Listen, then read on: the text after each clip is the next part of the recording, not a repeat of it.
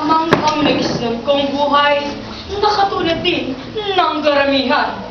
At isa ako sa mga kabataang uhaw at nangarap ng bagong Pilipinas. Pilipinas na simple, makulay, maunlad at tahimik. Ngunit, ang pagkamit nito ay nangangailangan ng matindi at marugdog na pagbibigay pugay at halaga sa sariling lahi at kultura.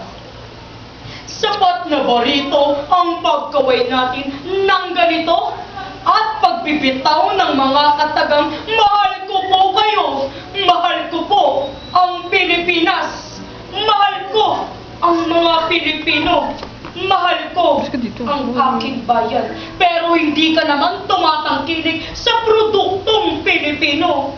At ang pinapanood mong pelikula ay mga pelikulang banyaga. At ang paborito mong personalidad ay sina Oprah, Angelina Jolie, Tom Cruise, at Lady Gaga. Wala bang pokwang?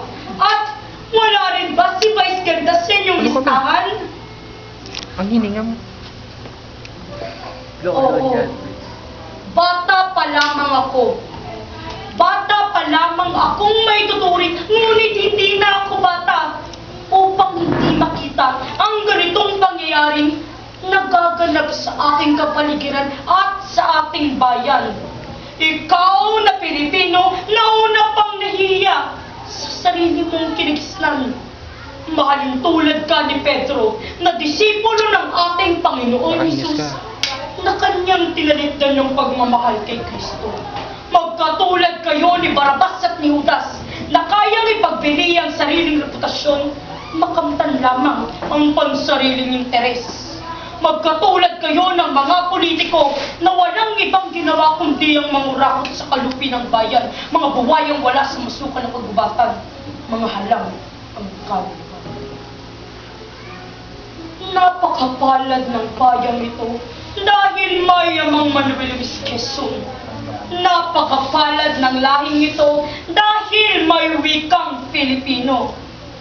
Mula sa aking puso, ako ay nagpapasalamat ng taos dahil ako'y isinilang na Pilipino. Huwag kang malapit. At hindi ko kailanman nikahihiya na ako'y nagmula sa lahing igurot at sa itang katutubo.